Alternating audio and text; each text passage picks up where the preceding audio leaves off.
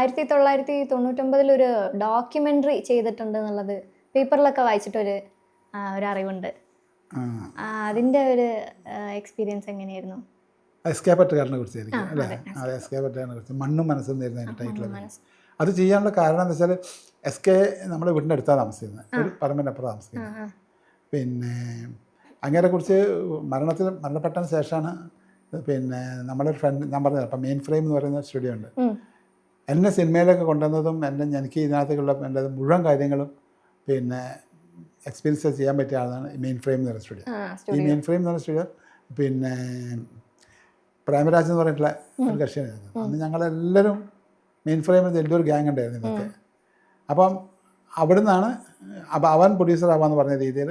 അപ്പം വലിയ ചിലവൊന്നുമില്ലല്ലോ, വീട്ടിനടുത്ത് തന്നെ പോവുക, അങ്ങനെ കുറേ സാധനങ്ങൾ കളക്ട് ചെയ്യുക, ഇതിൽ എവിടെയെങ്കിലും വെച്ച് ഷൂട്ട് ചെയ്യുക, ഇവൻ വരും, ക്യാമറ മാനായിട്ട് വരും, അങ്ങനെ എടുക്കുന്നതിന് പോയിരുന്നു.